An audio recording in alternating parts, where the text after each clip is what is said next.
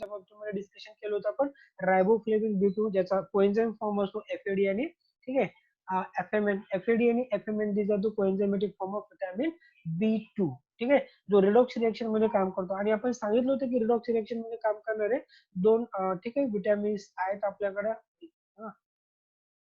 हा दोन विटॅमिन जे आपल्याला बघायचे की रिडॉक्स रिएक्शन मध्ये काम करतात ते कोण सांगितले होते आपण B2 आणि B3 ठीक आहे जो B3 विटॅमिन असतो दॅट इज नियासिन त्याचा जो कोएन्झाइमॅटिक फॉर्म असतो तो NAD आणि NADP यांचं फॉर्मेशन सुद्धा कसं होतं हे आपण विटॅमिन्स मध्ये शिकवलं ते दोघेही रिडॉक्स रिएक्शन मध्ये काम करतात ठीक आहे जर विटॅमिन B1 हा अल्डिहाइड ग्रुप ट्रान्सफर मध्ये काम करत असेल तर B5 आपण बोललो होतो की कशामध्ये काम करतो तो असेल ग्रुप ट्रान्सफर मध्ये तो काम करत असतो कशामध्ये काम करतो तो असेल ग्रुपला ट्रान्सफर करण्यासाठी बायोटिनच्या बाबतीमध्ये डिस्कस केलं होतं आपण त्याचा ऍक्टिव्ह फॉर्म जो असतो बायोसॅटिन फॉर्म मध्ये असतो आणि कार्बोक्सिलेशन रिएक्शन मध्ये तो काम करत असतो ठीक आहे त्याच केसमध्ये आपण फोलिक ऍसिडच्या बाबतीमध्ये बोललो त्याचा ऍक्टिव्ह फॉर्म THF असतो त्याला टेट्राहायड्रोफोलेट असं आपण बोलतो one carbon group transfer reaction मध्ये काम करतो म्हणजे अशा ग्रुपला ट्रान्सफर करण्याचं काम करतो की ज्याच्यामध्ये जनरली एकच कार्बन तुम्हाला बघायला होतं की उदाहरणामध्ये तुम्ही सांगू शकता की हा फॉर्मेट जो ग्रुप आहे ठीक आहे CHO याच्यामध्ये कार्बनची संख्या किती एकच आहे जसं की मिथिल ग्रुप ट्रान्सफर करायचं असेल तर याच्यामध्ये सुद्धा कार्बनची संख्या किती एकच आहे तर असं एकच कार्बन असणारे ग्रुप ट्रान्सफर करण्यासाठी कोणाचा रोल असतो त्या एन्झाईमचा ज्याच्यासोबत कोण काम करतो फोलिक ऍसिड बरं त्याच्यानंतर आपण लास्ट डिस्कशन केलं होतं विटॅमिन B12 एक मिनिट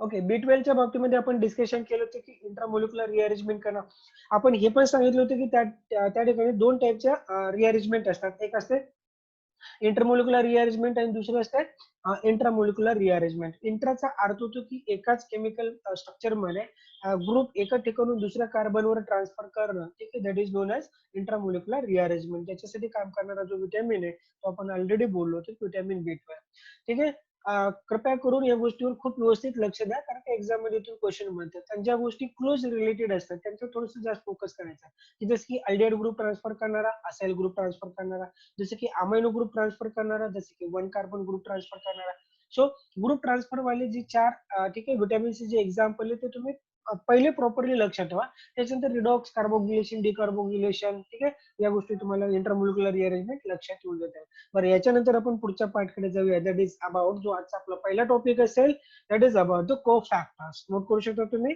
को फॅक्टरच्या बाबतीमध्ये आपण डिस्कस करणार ठीक आहे आजचा जो टॉपिक असेल आपला दॅट विल बिगिन्स विथ को फॅक्टर हेडिंग द को फॅक्टर हातामध्ये वही पेन घेऊन बसला तर चांगलं होईल ठीक आहे नुसतंच ऐकण्यापेक्षा हातामध्ये वही पेन घेऊन बसा ठीक आहे चालतंय तर को फॅक्टरच्या बाबतीमध्ये आपण डिस्कशन करणार आहे सपोज करा की आपल्याकडे एक एन्झाईम आहे हा वाला एन्झाईम आहे आणि हा एन्झाईमचा ऍक्टिव्ह साईट असं इमॅजिन करा ऍक्टिव्ह साईट आपल्याला बघायला भेटते की कोणावर डिपेंड करत असते अरेंजमेंट ऑफ अमिनो ऍसिड ठीक आहे अमिनो ऍसिडचा सिक्वेन्स किंवा त्याची जी पर्टिक्युलर अरेंजमेंट असते ना त्यालाच आपण ऍक्टिव्ह साईट म्हणतो ज्या ठिकाणी कॅटॅलिसिसचं काम केलं जातं ठीक आहे आता आपल्याला बघायला होतं की हा जो को फॅक्टर असतो ठीक आहे एन्झाईमच्या जवळचा माणूस असतो म्हणजे तो एन्झाईमच्या जवळचा आहे म्हणजे कुठं बाइंड करेल हा पण सवाल आहे ठीक आहे तर एक गोष्ट आहे की एन्झाईमला जर एखादा मॉलिक्यूल ठीक जर बाइंड करत असेल तर दोनच चान्स आहेत एक ते त्याच्या ऍक्टिव्ह साईटला बाइंड करेल किंवा अदर दॅन द ऍक्टिव्ह साईटला बाइंड करेल मग आपल्या प्रश्नाचं उत्तर काय भेटेल की को फॅक्टर्स कुठे बाइंड करतात को फॅक्टर एन्झाईमला कुठे बाइंड करतात असं जर विचारलं तर काय सांगायचं आपण ठीक आहे त्या ऍक्टिव्ह साईट मध्ये बाइंड करत नाहीत near to the active site कुठेतरी ते बाइंड करत असतात काय सांगितलं आपण near to the active site त्या ठिकाणी बाइंड करणारे कोण असतात ठीक आहे आपण सांगूयात की को फॅक्टर सो आता आपल्याला माहिती की को फॅक्टर प्लस अपो एन्झाईम परत कोणाचं फॉर्मेशन केलं जाईल ऍक्टिव्ह फॉर्म ऑफ एन्झाईमचं फॉर्मेशन केलं जात असते ठीक आहे बरं आता तुम्ही विचारसाल की सर एन्झाईम इंडिपेंडेंटली काम नाही करू शकत तर याला को एन्झाईम आणि को फॅक्टरचीच का गरज लागते या पण प्रश्नाचे उत्तर तुम्हाला भेटून जाते एक आपण पुढे प्रोसेस बघणार आहेत कॅटॅलिसिस वाली that is about the metal ion catalysis कुठली कॅटॅलिसिस आपल्याला बघायचं मेटल आयन कॅटॅलिसिस हा एक आपल्याला मेकॅनिझम बघायचा आहे एन्झाईमच्या ऍक्टिव्हिटीचा मेटल आयन कॅटॅलिसिस तर तुम्ही नोट करू शकता की एन्झाईम सोबत बाइंड असलेला जो को फॅक्टर असतो तो कुठल्या प्रोसेस मध्ये काम करतो जनरली मेटल आयन कॅटॅलिसिस प्रोसेस मध्ये तो जनरली आपला रोल प्ले करत असतो आता मेटल आयन कॅटॅलिसिस काय प्रक्रिया आहे हे थोड्याच वेळात तुम्हाला बघायला भेटेल सध्याच्याला आपण सांगितलं की what is the role of cofactor बरं एक गोष्ट लक्षात ठेवा की को फॅक्टर कोव्हॅलेंटली किंवा नॉन कोव्हॅलेंटली कोणासोबत बाइंड करू शकतो एन्झाईम सोबत तो बाइंड करू शकतो near to the active site, कुठेतरी ऍक्टिव्ह साईटच्या बाजूला तो बाइंड करत असतो. ऍक्टिव्ह साईटला तो बाइंड नाही करणार असं जर विचारलं, तुम्ही विचारणार का ऍक्टिव्ह साईटला त्यांनी का नाही बाइंड करणार. बरं मला एक गोष्ट सांगा, ऍक्टिव्ह साईटला जर को फॅक्टर बाइंड केला तर सबस्ट्रेट कुठं बाइंड करेल मग, बरोबर आहे का नाही. नेहमीसाठी एक गोष्ट लक्षात ठेवा, सबस्ट्रेट साठी बाइंडिंग साईट जी असते ती एन्झाईमच्या ऍक्टिव्ह साईट कम्प्लीट त्याला, ठीक आहे. आपल्याला माहिती आहे की कॉम्प्लिमेंटरी, ठीक आहे, इंटरॅक्शन्सची रिक्वायर्ड असते, स्ट्रक्चरची गरज असते सबस्ट्रेटला एन्झाईम सोबत बाइंड होण्यासाठी, आणि ती साईट फक्त सबस्ट्रेटसाठी असते. मग near to the active site bind करणं हे कोणाचं, म्हणजे हे कोण बाइंड करत असतो, को फॅक्टर बाइंड करत असतो. ठीक आहे, ओके, चालते. आपल्याला बघायला लागतील की मेटल अँड को फॅक्टर खूप सारे आहेत आपल्याकडे, अलग अलग एन्झाईमसाठी त्याची रिक्वायरमेंट आहे. आता तुमच्याकडे इथे इनलिस्ट केलेले जेवढे काही को फॅक्टर्स आहेत हे थोडेसे आपण सांगतो की फेमस आहेत, ठीक आहे. याच्यापेक्षा खूप जास्त को फॅक्टर आहेत, खूप जास्त एन्झाईमचे एक्झाम्पल आहेत, ठीक आहे ना. पण आपल्याला काही लिमिटेडच गोष्टी पाठ करायच्या या ठिकाणी, ते आपण बघूयात. जसं की पहिल्या मेटल अँड को फॅक्टरच्या बाबतीमध्ये आपण सांगूयात की सुरुवात करूयात आपण निकेल पासून. जे इम्पॉर्टंट असतात, जे थोडेसे अनयुज्युअल आहेत, एक्झाम मध्ये जे विचारलं तर त्यांच्यापासून सुरुवात करूयात आपण, ठीक आहे.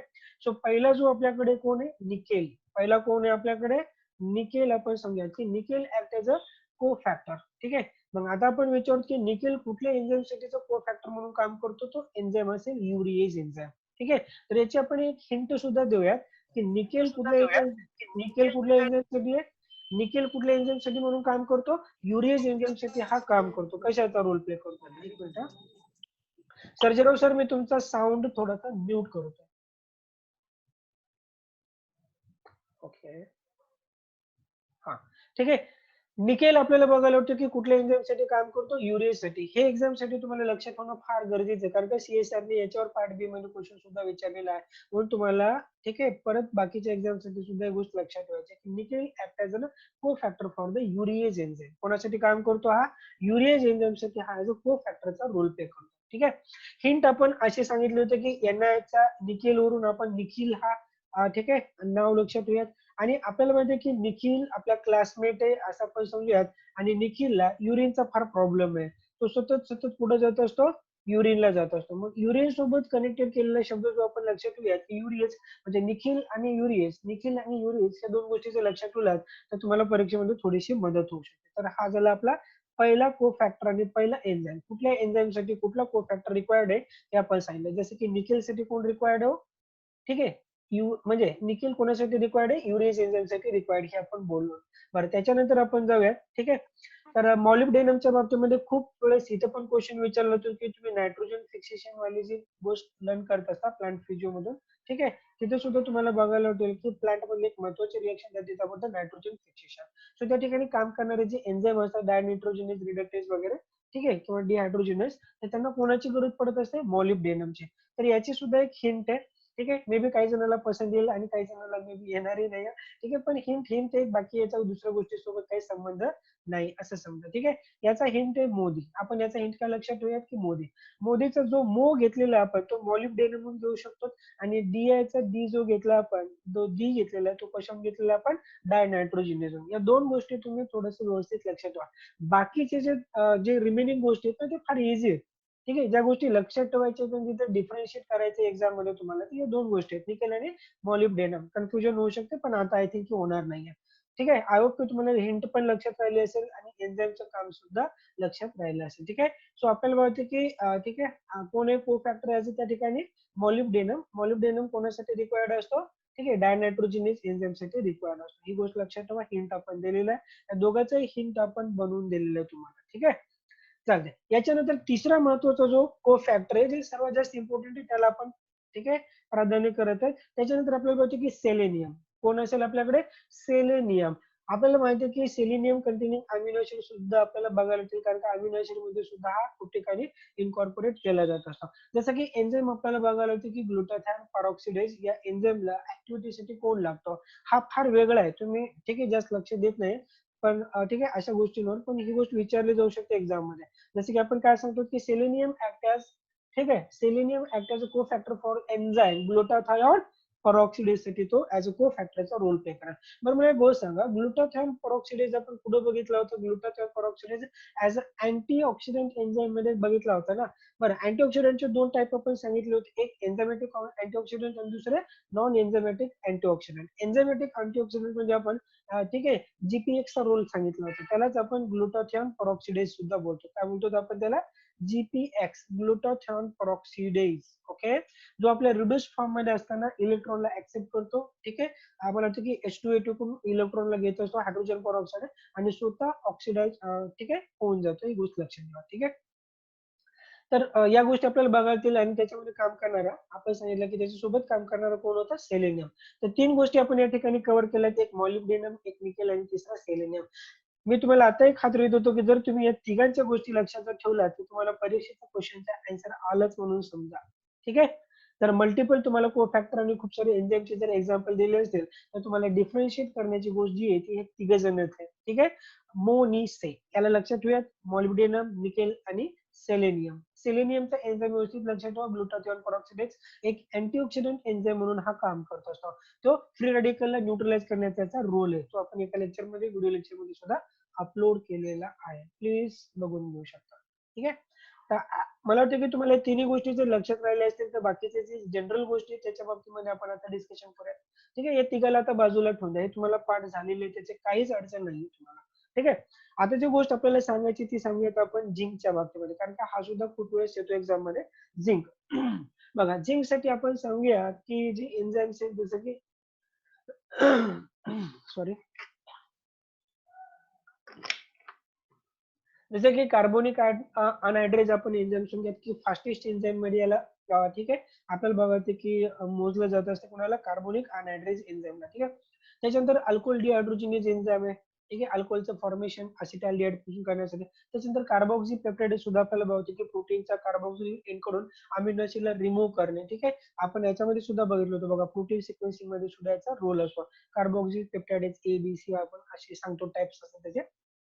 या सर्व एन्झाईमसाठी कोण लागत असतो? ऍज अ को फॅक्टर म्हणून झिंक लागत असतो. तर याची सुद्धा आपल्याला एक हिंट देता येऊ शकते. ठीक आहे, बरं, सर्वात आपल्याला माहिती आहे की 1-2 वर्षापूर्वी आपल्याकडे मराठी इंडस्ट्रीमध्ये मूवी आला होता. त्याचं नाव आहे की आर्ची परशावाला तो मूवी. ठीक आहे, सैराट. सैराटशी रिलेटेड याचं जे ठीक आहे हिंट बोललो जातो. जसं की आपण झिंक करून जर लक्षात ठेवलं तर झिंग झिंग झिंगाट असं लक्षात ठेवूया. ज्या गाण्याचे बोल झड्यांपासून सुरुवात होईल झिंग झिंग झिंगाटच्या. बरं, झिंग झिंग झिंगाट कोण करते या ठिकाणी असं जर आपल्याला विचारलं तर दारू पिऊन लोक झिंग झिंग झिंगाट करतात असं आपण लक्षात. दारूसाठी आपण एक वर्ड या ठिकाणी देऊया, दॅट इज अल्कोहोल डिहायड्रोजनेस. दारूसाठी कुठला वर्ड असेल आपल्याकडे? Alcohol dehydrogenase. म्हणजे जर तुम्हाला उद्या विचारलं की अल्कोहोल डिहायड्रोजनेस एन्झाईमसाठी कोण ठीक आहे ऍज अ को फॅक्टरचा रोल प्ले करतो तर तुम्ही सांगायचं झिंग झिंग झिंगाट. बस तुमच्यासाठी हा हिंट असेल. ठीक आहे, ZN2 प्लस हा तुम्ही लक्षात ठेवा. बरं, आता आपल्याला माहिती आहे की लोक दारू पिऊन गाडी सुद्धा चालवतात. ठीक आहे, लोक दारू पिऊन गाडी सुद्धा चालवतात. तर गाडीसाठी आपण एक स्पेशल वर्ड सुद्धा काढला या ठिकाणी, कार. दोन ठिकाणी आपल्याला कार बघायला होती या ठिकाणी. दोन्ही कार पण दोन्ही जे एन्झाईमची नाव आहेत कारने सुरू आहेत. जसं की कार्बोनिक अनहायड्रेज आणि कार्बोक्सी पेप्टाइड. सो गाडीमध्ये दारू पिऊन झिंग झिंग झिंगाट हा शब्द जर तुम्ही लक्षात ठेवला तर आय थिंक की तुमचे काम संपले. मी तुम्हाला गॅरंटी देतो तुम्हाला. ठीक आहे, तुमच्या प्रश्नाचे उत्तर को फॅक्टर म्हणजे को फॅक्टर रिलेटेड जर क्वेश्चन असेल तुमचं उत्तर आलंच म्हणून समजा. बिलकुल तुम्हाला झिरो टेन्शन सुद्धा घ्यायची गरज नाही. ओके, कारण का आपण याच्यातले जे 4 इम्पॉर्टंट असे जे को फॅक्टर्स होते त्या चौघालाही इथे खतम केलेलं आहे. जसं की मॉलिब्डेनमचा हिंट दिला होता मोदी, डी वरून आपण डायनायट्रोजिनेस घेतला होता. निकेल त्याचा युरिनचा प्रॉब्लेम होता, युरिन रिलेटेड युरियाज आपण लक्षात ठेवला. सेलेनियम हा लक्षात ठेवायचाच होता तुम्हाला ग्लुटाथिऑन पेरॉक्साइडसाठी. आणि झिंक ठीक आहे, झिंकच्या रिलेटेड आपण सांगितलं की कार्बोनिक अनहायड्रेज अल्कोहोल डिहायड्रोजिनेज आणि कार्बोक्सी पेप्टाइडेज ए आणि बी. ठीक आहे, या दोघांच्याही बाबतीमध्ये आपण डिस्कशन केलेलं आहे. बाकीच्या गोष्टी जे उरल्यात ना ते तुम्हाला ग्लायकोलिसिस असेल, क्रेब्स सायकल असेल, इकडे तिकडे जनरली बघायला भेटतातच. ठीक आहे, त्यांना लक्षात ठेवण्याची थोडीशी गरज नाही, थोडासा त्रास नाही देत. पण त्याच्यापैकी आपण एक स्पेसिफिक गोष्टीकडे जाऊयात, जसं की पायरुवेट कायनेज. काय देऊयात आपण? पायरुवेट कायनेज एन्झाईमसाठी लागणारा जो को फॅक्टर आहे, ठीक आहे, that is about the potassium. आपल्याला बघायचं की के ऍज अ पोटॅशियम हा त्याला लागणारा कोण आहे ऍज अ को फॅक्टर आपल्याला बघायला लागतो. ठीक आहे, ही गोष्ट जर लक्षात ठेवली तर मी तुम्हाला सांगतोय की बाकीच्या गोष्टी तुम्ही विसरला तरी चालतात. बरं कोणाला माहित नाही की हेक्झोकायनेजसाठी मॅग्नेशियमची गरज असते? आपल्या सर्वांना माहित आहे. जसं की पायरुव्हेट कायनेज एन्झाईमसाठी सुद्धा कोणाची गरज असते? मॅग्नेशियमची गरज असते. आता बघा एक गोष्ट लक्षात ठेवा. इथं तुम्हाला आणखी एक गोष्ट लक्षात येईल की एका एन्झाईमसाठी तुम्ही विचारसाल की सर एकच कोफॅक्टर असतो का? तर मी बोलणार की कधी-कधी एक असतो, कधी-कधी एकापेक्षाही जास्त कोफॅक्टर एका एन्झाईमला लागत असतात. बरं जसं की मी तुम्हाला एक गोष्ट बोललो असेल की कधीतरी ठीक आहे ग्लायकोलिसिसमध्ये आपण सांगितलं होतं की क्रेब्स सायकल जो एक लिंकिंग स्टेप असतो जो पायरुव्हेट डिहायड्रोजनेज कॉम्प्लेक्स एन्झाईम त्याला कॅटलाइज करत असतो. बरोबर आहे? त्या ठिकाणी एकाच एन्झाईम कॉम्प्लेक्ससाठी 5 डिफरंट कोफॅक्टर्स लागतात. म्हणजे एका एन्झाईम्सला एकच कोफॅक्टर लागतो नेहमी असं नाहीये. आणि तुमच्या डोळ्यासमोर इथे एक एक्झाम्पल तुम्हाला माहिती आहे. जसं की पायरुव्हेट कायनेजचं नाव 2 ठिकाणी आले आणि 2 डिफरंट कोफॅक्टरच्या सोबत आलेलं आहे. जसं की पायरुव्हेट कायनेजला पोटॅशियम पण लागतो आणि पायरुव्हेट कायनेजला मॅग्नेशियम पण लागतो. म्हणजे एका एन्झाईमसाठी एकापेक्षा जास्त काय असू शकतात? कोफॅक्टर्स असू शकतात. म्हणजे आपल्याला बघा वाटेल की अलग-अलग मे बी रिएक्शन्स असतील त्या ठिकाणी आणि या दोघांचा रोल त्या ठिकाणी परफॉर्म केला जाऊ शकतो. हे दोघं जण अलग-अलग आहेत. जे कोफॅक्टर एन्झाईम सोबत बाइंड झालेले आहेत. ओके. तर दोघांचा यूज एन्झाईम सारखाच करेल असं नाही. ते आपल्याला पुढच्या कायनेटिक्समध्ये बघायला भेटेल व्यवस्थित. ठीक आहे. तर एक गोष्ट समजून घ्या की एका एन्झाईमसाठी एकापेक्षा जास्त सुद्धा काय असतात? कोफॅक्टरची रिक्वायरमेंट असू द्या. बरं तुम्हाला या गोष्टीसोबत लक्षात राहिलं असेल की पोटॅशियमचा रोल ठीक आहे. पोटॅशियम पायरुव्हेट कायनेजला रिक्वायर्ड असतो आणि पायरुव्हेट कायनेजला आणखी एक रिक्वायर्ड असतो that is about the magnesium. जर तुम्ही पायरुव्हेट कायनेजला लक्षात ठेवलं असेल तर तुम्हाला ठीक आहे ग्लायकोलिसिसच्या बाबतीमध्ये आपण 10वी-11वी पासूनच शिकतो की हेक्झोकायनेज एन्झाईमला मॅग्नेशियमची गरज असते. ठीक आहे. तर हे दोघं पण कव्हर झाले त्यांच्यासोबत. बरं आणखी एक तिसरी महत्वाची गोष्ट जी तुम्हाला फार व्यवस्थित लक्षात ठेवायचं तो म्हणजे कोण? ठीक आहे मॅंगनीज. पोरं मॅग्नेशियम आणि मॅंगनीज मध्ये कन्फ्युज होत असतात. पण ही जी गोष्ट आहे ना आपण सर्वात जास्त फोर्स इथेच लावूयात ना. बरोबर आहे का? सर्वात जास्त आपली माइंडची जी एनर्जी आहे ती आपण याच ठिकाणी लावून टाकूयात. म्हणजे आपल्याला लक्षात ठेवायचं कोणाच्या बाबतीमध्ये? मॅंगनीजच्या बाबतीमध्ये. मॅंगनीज हा अर्जिनेज एन्झाईमसाठी रिक्वायर्ड आहे. आणखी एक एन्झाईम जो आपण सांगतो that is the ribonucleotide reductase. बरं तुम्हाला माहिती आहे का what is the role of ribonucleotide reductase? याचा रोल कुठे येत असतो? ऍक्च्युअली याचा रोल येत असतो आरएनए ला डीएनए मध्ये कन्व्हर्ट करण्यासाठी. कारण की आपल्याला माहिती आहे की आरएनए आणि डीएनएच्या शुगरमध्ये कुठं फरक असतो? सेकंड प्राइमला फरक असतो. ठीक आहे. प्राईम ओएच आणि एचचा फरक आपल्याला बघायला होतो. तिथला ओएच डीऑक्सी ऑक्सी शुगरला डीऑक्सी कन्वर्ट करणारा कोण असतो? रायबोन्यूक्लियोटाइड रिडक्टेज तर असतो. मग एवढा महत्वाचा एन्झाईम जर तुम्ही लक्षात ठेवत नसाल तर तुम्ही बायोलॉजी शिकून काही फायदा नाही.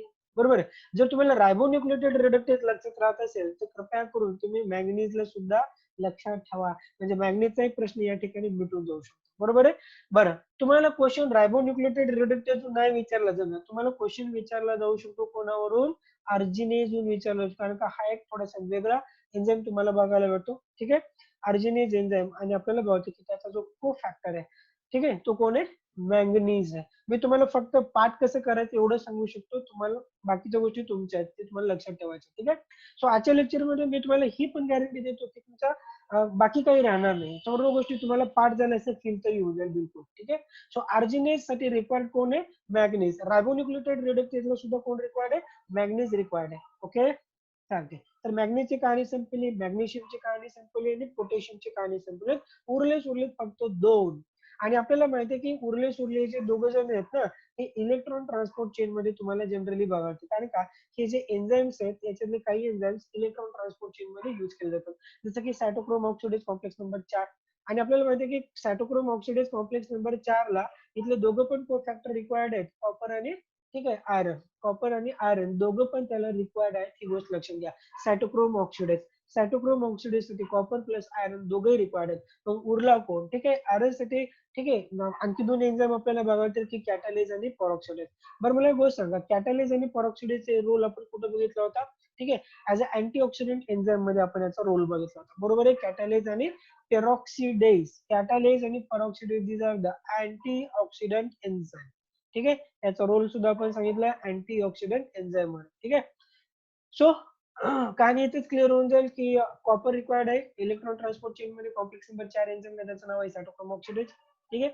आयरन सुद्धा त्याला रिक्वायर्ड आहे ऍज वेल एज आयरन कोणाची रिक्वायरमेंट आहे? कॅटालेज ऍज वेल एज पेरॉक्सिडेज एन्झाईमची रिक्वायरमेंट आहे. त्याच्यानंतर जाऊयात आपण पोटॅशियम रिक्वायर्ड आहे पायरुव्हेट कायनेजसाठी. मॅग्नेशियम रिक्वायर्ड आहे आपला सर्वात इम्पॉर्टंट एन्झाईम हेक्झोकायनेज.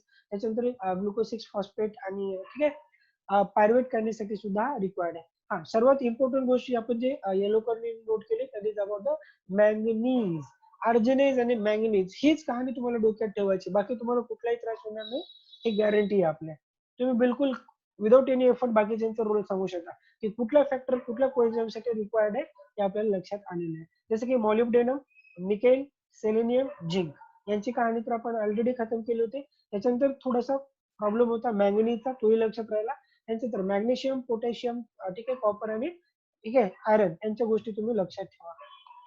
बरं, एकदा साऊंड ऑन करून मला सांगा तुम्हाला गोष्टी समजल्या का. अपेक्षा तुम्हाला 50% जरी पाठ झालं ना तर खूप झालं या लेक्चरमध्ये, कारण हो का सर. राहिलेल्या गोष्टी नंतर होतीलच. Yes sir. हो सर. सर्जेराव सर तुम्ही पहिल्यांदा ऍड झाला, आय थिंक ही गोष्ट ऑलरेडी तुम्हाला माहित पण आहे. आज क्लिअर झाल्या का व्यवस्थित आणखी? हो सर. ओके ओके ओके, चालतंय, धन्यवाद. थोड्याच वेळामध्ये मी रिव्हिजन घेईल आणि तुम्हाला चिटिंग न करता सांगायचं की कुठल्या एन्झाईमसाठी कुठला कोफॅक्टर. मी जरी तुम्हाला एन्झाईमचं नाव घेतलं तर कोफॅक्टर सांगता आला पाहिजे. जर मी कोफॅक्टरचं नाव घेतलं तुम्हाला एन्झाईम सांगता आला पाहिजे. बरं, जी गोष्ट आपण स्टडी केली ती लिमिटेड आहे. ही गोष्ट लिमिटेड आहे, सुरुवात आहे. कोफॅक्टर आणि एन्झाईमचे एक्झाम्पल असे खूप सारे शेकडो कोफॅक्टर आहेत आणि हजारो एन्झाईम्स तुम्हाला बघायला भेटतात. कारण का बायोलॉजिकल सिस्टीम मध्ये फक्त जेवढे तुम्हाला स्क्रीनवर दिसतील एवढेच एन्झाईम्स आहेत असं तर बिलकुल नाही आहे. मग तुम्ही म्हणसाल की सर सर्वच शिकवा, असं पण नाही होत. आपलं जेवढे लिमिटेड आहेत एक्झाम मध्ये येतात त्यांचीच आपण गोष्ट बघतोय. ठीक आहे, सर्व गोष्टी मला पण पाठ नाही, हे सत्य आहे. चालतंय. बरं, आपण थोड्याच वेळात विचारूयात. त्याच्या अगोदर आपण एन्झाईमच्या क्लासिफिकेशन कडे जाऊ, कारण का इथून सुद्धा गोष्टी खूप वेळेस एक्झाम मध्ये विचारल्या जातात. सपोज करा की सीएसआरच्या नेटमध्ये जरी इथून क्वेश्चन नाही विचारला, पण जेव्हा तुम्ही टीचिंग करत असता छोट्या मोठ्या क्लासवर वगैरे, ठीक आहे, बीएससी असेल किंवा 12वी, तर तुम्हाला हे क्लासिफिकेशन शिकवणं गरजेचं आहे. त्याच्यासाठी आपण समजून घेऊयात. आणि बीएससीच्या स्टुडंटसाठी आयआयटी जॅम, जेएनयू एक्झामसाठी इथून कंपल्सरी क्वेश्चन मध्ये क्वेश्चन येतोच. ठीक आहे, तो अकॉर्डिंग टू आपण सांगूयात की एन्झाईम कमिशन हे एन्झाईमचं क्लासिफिकेशन आपल्याला बघायला भेटेल. एन्झाईमचं क्लासिफिकेशन, ठीक आहे, सर्वांना माहिती घ्यायची. जेव्हा आपण शॉर्ट हिंट काढत असतो तो O, T, H, L, I, L, ठीक आहे, अशी आपण हिंट काढत असतो त्यांचे, बरोबर आहे. ऑर्थलील असा हिंट म्हणजे हे जर शॉर्ट फॉर्म जर आपण लिहिलंय तर एन्झाईमचं, ठीक आहे, आपल्याला बघायचं की इंटरनॅशनल क्लासिफिकेशन असेल तर क्लासिफिकेशन होत जात असते. ठीक आहे, so this is the system of classification. ही सिस्टमॅटिक सिस्टीम आहे क्लासिफिकेशनचे. Oxidoreductase, T for transference, H for hydrolysis, L for lyases, ठीक आहे, आय फॉर आयसोमरेज आणि एल फॉर लायगेजेस. मी तुम्हाला आताही सांगतो की सर्वांचा प्रॉब्लेम या चौथ्या एल आणि 6व्या एल मध्येच होत असतो.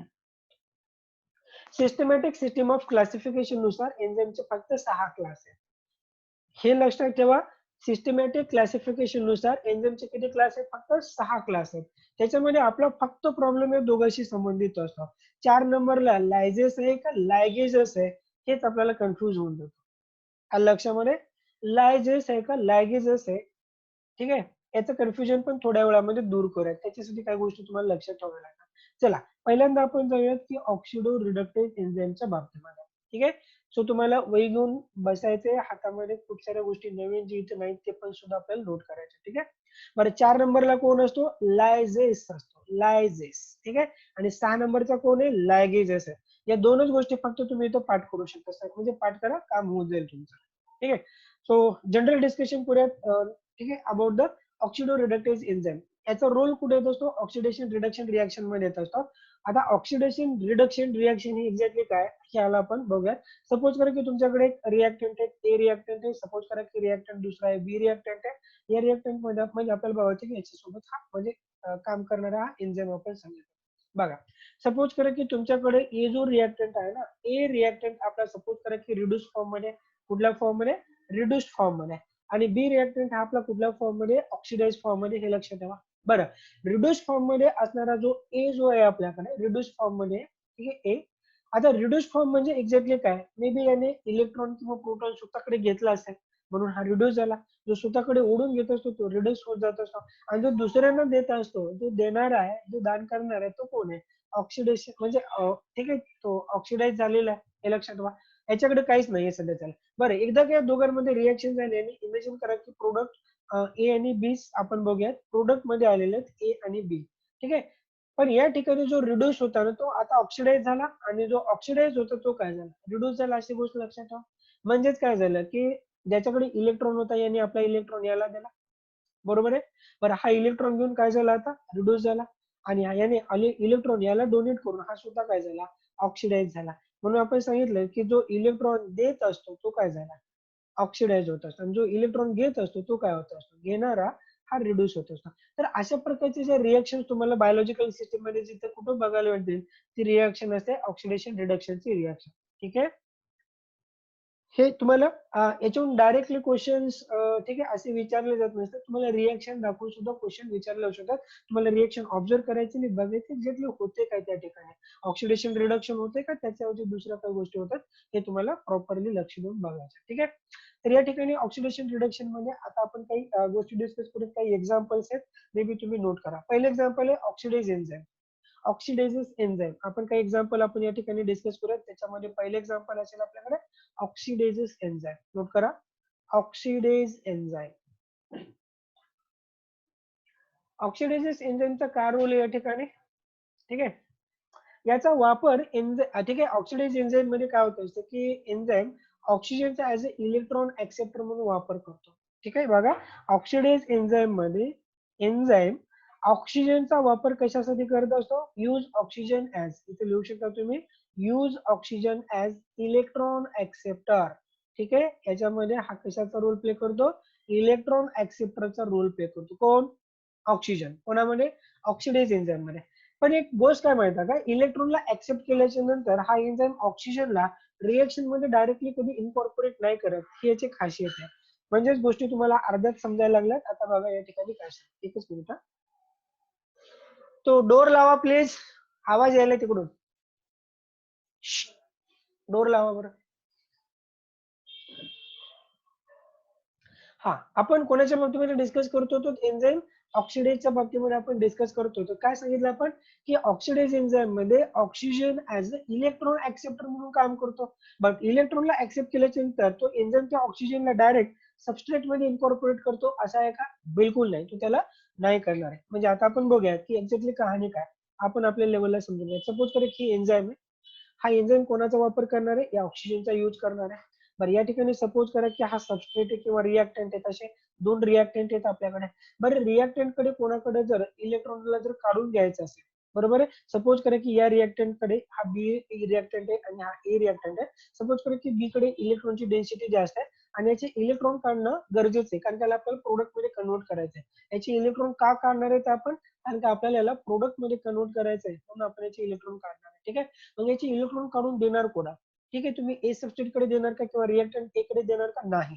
मग याचा इलेक्ट्रॉन काढून कोण घेणार आहे याचा इलेक्ट्रॉन काढून घेणारा कोण आहे एन्झाइम आहे. मग एन्झाइमचा कुठला ग्रुप आपण सांगतो की एन्झाइम सोबत जो ऑक्सिजन बाइंड आहे ना ठीक आहे त्याच्याकडे हा इलेक्ट्रॉनला ट्रान्सफर करतो. म्हणजेच या ठिकाणी हा इलेक्ट्रॉन घेतला कोणी ऑक्सिजनने घेतला. बरं ऑक्सिजनने इलेक्ट्रॉन घेतल्याच्या नंतर हा ऑक्सिजन स्वतः या रिएक्टंट मध्ये इन्कॉर्पोरेट केला चाललाय का बिलकुल नाही. हा तो रोल असतो ऑक्सिडाइज एन्झाइमचा. मे बी तुम्ही आणखी जर कन्फ्युज असाल तर परत एकदा सांगा. बघा सपोज करा की एक एन्झाइम आहे एन्झाइम सोबत बाइंड कोण आहे ऑक्सिजन आहे. ठीक आहे. बरं हे समोरचे जे ए आणि बी जे दोन आपण दाखवले ते रिएक्टंट आहे. सपोज करा की सपोज करा बोलतोय एका रिएक्टंट कडे कोण जास्त आहे इलेक्ट्रॉन जास्त आहेत. याचे इलेक्ट्रॉन काढणं गरजेचं आहे कारण याला प्रोडक्ट मध्ये आपल्याला कन्वर्ट करायचं आहे बरोबर आहे. आणि इलेक्ट्रॉन काढून आपल्याला द्यायचा कोणाकडे दुसऱ्या रिएक्टंट कडे द्यायचा का नाही एन्झाइम कडे जाणार आहे. एन्झाइम सोबत कोण बाइंडेड आहे ऑक्सिजन ते ऑक्सिजन त्या इलेक्ट्रॉनला ऍक्सेप्ट करून घेणार आहे. म्हणजे बी कडचा इलेक्ट्रॉन एन्झाइम काढेल आणि कोणाकडे देऊन देईल ऑक्सिजनकडे. मग हा ऑक्सिजन जो इलेक्ट्रॉन घेतलाय तो रिड्यूस होईल. मग रिड्यूस झालेल्या ऑक्सिजनला परत रिएक्टंट मध्ये इन्कॉर्पोरेट केलं जाते का बिलकुल नाही. ही गोष्ट लक्षात ठेवा. काही ठिकाणी या ऑक्सिजनला रिएक्टंट मध्ये इन्कॉर्पोरेट केलं जात असते. तो एन्झाइम असतो ऑक्सिजनेज आणि ऑक्सिडेज एन्झाइम जो असतो तो रिएक्टंट मध्ये ऑक्सिजनला इन्कॉर्पोरेट करत नाही. नाही वाली कहाणी ऑक्सिडेजच्या बाबतीमध्ये आणि हो वाली कहाणी ऑक्सिजनेजच्या बाबतीमध्ये. तुम्हाला ही गोष्ट लक्षात यायला पाहिजे कारण का दोन नाव फार क्लोज आहेत ऑक्सिडेज आणि ऑक्सिजनेज. ओके ऑक्सिडेज आणि ऑक्सिजनेज. आता आपण जाऊयात कोणाच्या बाबतीमध्ये ऑक्सिजनेजच्या बाबतीमध्ये. म्हणून तो तुम्हाला सांगतो ना गोष्टी थोडेस नोट केलं तर फायदा होईल. नेक्स्ट एन्झाइम आपण डिस्कस करूया that is about the oxygenase. Note करा ऑक्सिजनेज. काय फरक आहे का दोघांच्या नावामध्ये आहे ना एकामध्ये जी आहे एकामध्ये डी आहे. ठीक आहे. सो ही गोष्ट लक्षात ठेवायची तुम्हाला. सो ऑक्सिजनेज एन्झाइमच्या बाबतीमध्ये लिहा directly incorporate oxygen into the substrate. Oxygenase enzyme directly incorporate oxygen into the substrate.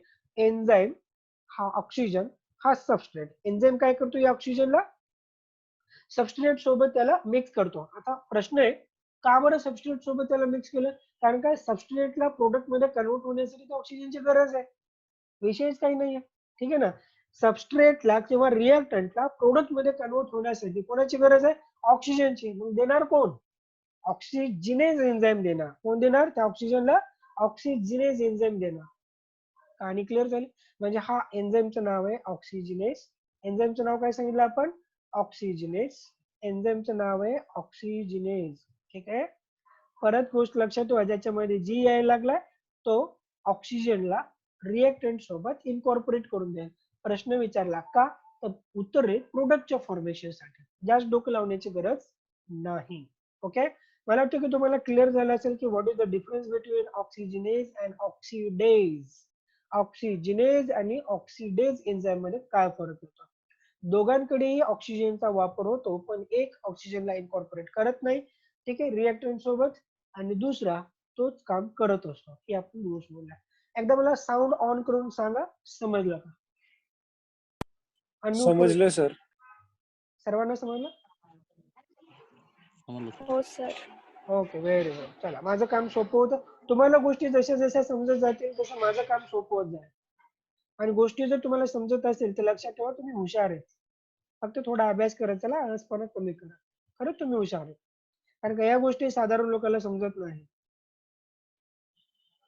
Okay, नाव. तर याच्यासोबत आणखी दोन एन्झाईमचे एक्झाम्पल आपण लक्षात ठेवूयात. एक एक्झाम्पल आहे डिहायड्रोजिनेज एन्झाईमचा.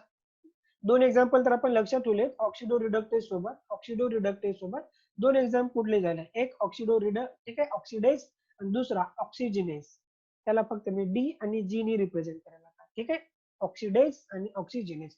तिसरा एन्झाईम डिहायड्रोजिनेज एन्झाईम. ठीक आहे, लिहा. डिहायड्रोजिनेज एन्झाईम मध्ये आपण सांगूया की डिहायड्रोजिनेज एन्झाईम मध्ये, ठीक आहे, डिहायड्रोजिनेज एन्झाईम, ठीक आहे, या ठिकाणी इलेक्ट्रॉनचा जो ऍक्सेप्टर असतो ना, तो ऑक्सिजनच्या ऐवजी कोण असतो? इलेक्ट्रॉनचा ऍक्सेप्टर ऑक्सिजनच्या ऐवजी कोण असतो? एनएडी. कोण असतो? एनएडी. म्हणजे नियासिनचा ऍक्टिव्ह फॉर्म, विटॅमिन बी3 चा ऍक्टिव्ह फॉर्म. कोणाचा ऍक्टिव्ह फॉर्म असेल? विटॅमिन बी3 चा active form. That is about the niacin. ठीक आहे, त्याचेच आपण सांगितलं होतं की दोन ऑक्सिडाइज फॉर्म होते आपल्याकडे, एनएडी आणि एनएडीपी. दोन ऑक्सिडाइज फॉर्म मध्ये आपण सांगितलं होतं. त्याच्यातला एनएडी हा इलेक्ट्रॉन ऍक्सेप्टरचं काम करतो. कुठल्या एन्झाईम सोबत? डिहायड्रोजिनेज. कुठला एन्झाईम? डिहायड्रोजिनेज. जिथे कुठे डिहायड्रोजिनेज एन्झाईम मिळेल तुम्हाला लक्षात ठेवायचं आहे मित्रांनो की त्या ठिकाणी ऍज अ ठीक आहे, को फॅक्टर, हा को फॅक्टरचं काम नाही करणार, को एन्झाईमचं काम करतो. ठीक आहे, एनएडी ऍज अ को